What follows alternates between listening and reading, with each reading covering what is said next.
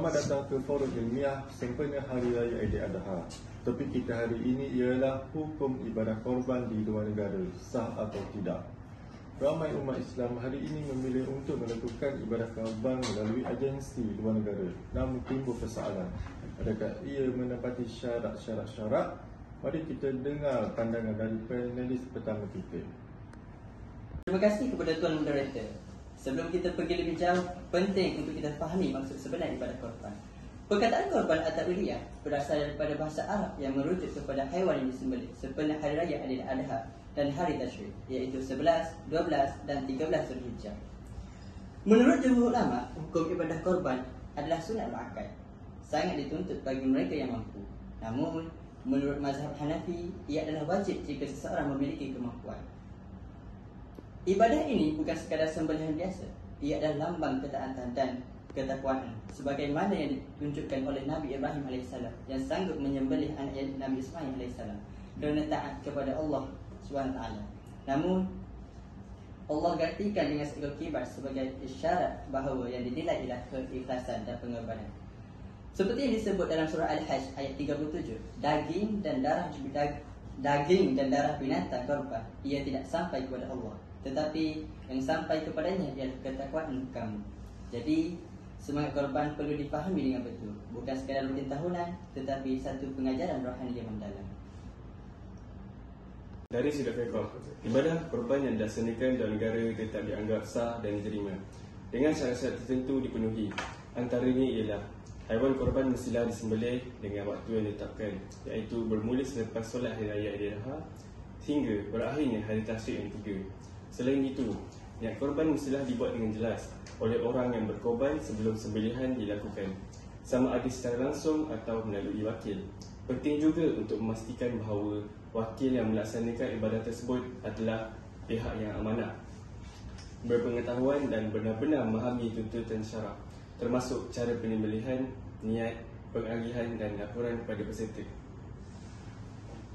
Saya sebagai wakil NGO, saya ingin menekankan satu perkara penting yang sering kita terlepas pandang, iaitu keadaan saudara-saudara kita di negara seperti Kemboja, Bangladesh dan di benua Afrika.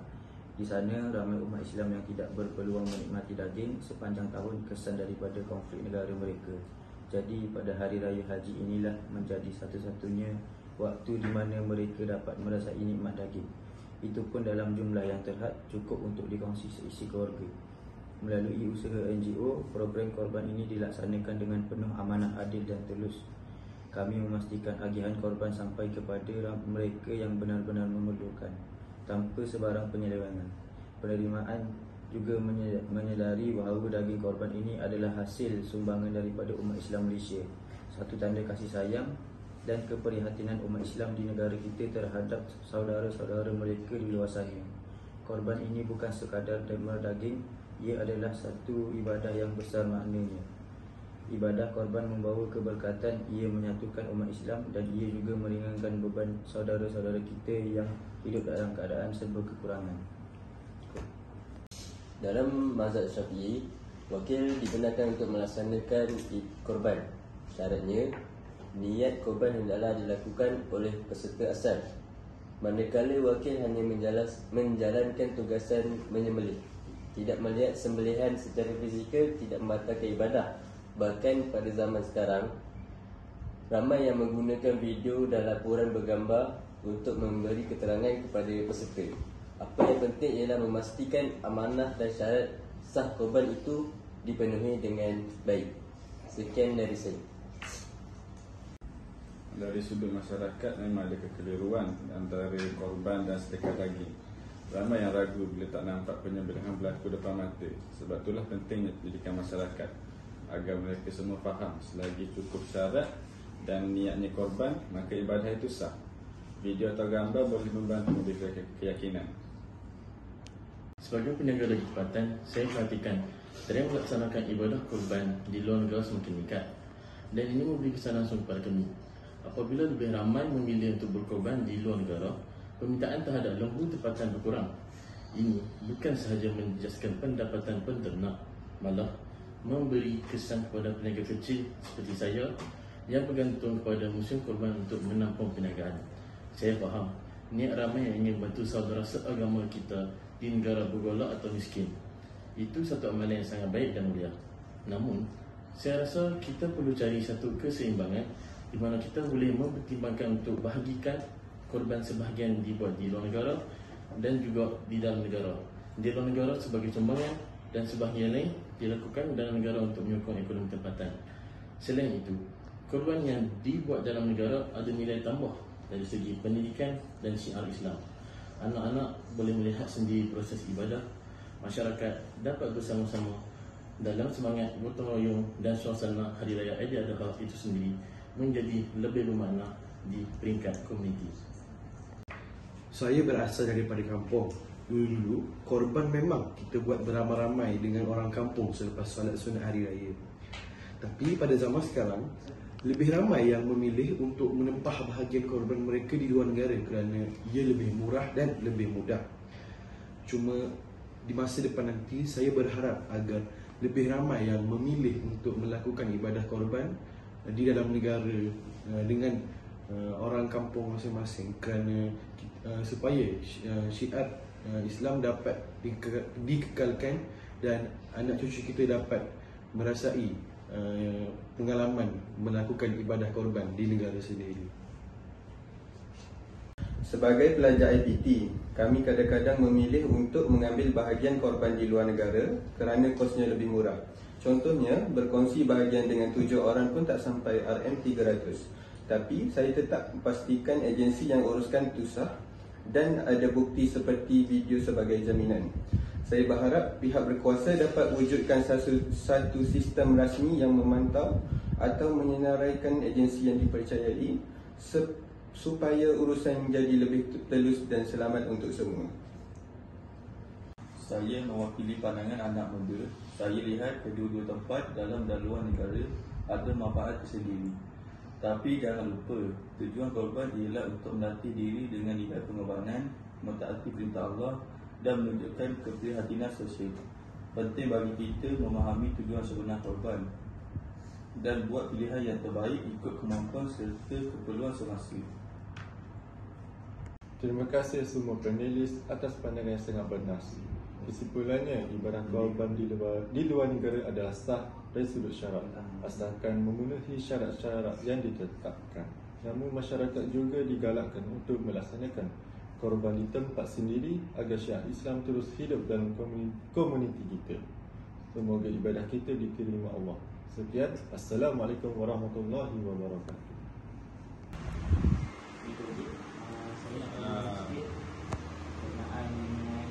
Beberapa soalan yang berkaitan dengan ibadah korban di dalam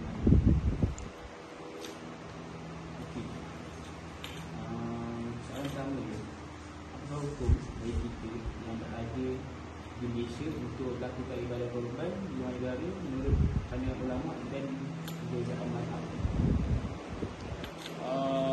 Pelaksanaan korban di luar negara bagi apa yang saya ketahui, hukumnya adalah harus dan sah di sisi syarak. Ini kerana tiada dalil yang mewajibkan korban dilakukan di tempat kita sendiri. Jadi siapa-siapa yang ingin melakukan korban di luar negara adalah harus kerana ia dianggap lebih afdal, kerana kita dapat menghayati ibadah itu secara langsung dan membantu masyarakat setempat. Contohnya kita melakukan ibadah korban di Kamboja, di Afrika dan lain-lain negara Islam lah. Dan kita tidak boleh melakukan korban di negara-negara orang bukan Islam. Jadi kita mesti melakukan korban pada korban ini di negara-negara yang mempunyai penduduk Islam. Sebagai contoh yang saya kata tadi lah, seperti di mana? Di Kamboja ataupun di negara-negara Afrika, kerana mereka ini dari segi kehidupan mereka tidak sama dengan kita, iaitu lebih kata miskin daripada kita sebagai rakyat Malaysia. Jadi saya rasa tak ada masalah lah untuk kita melakukan korban di luar negara.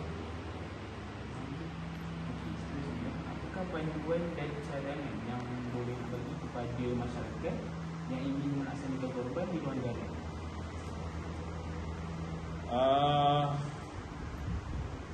Dari segi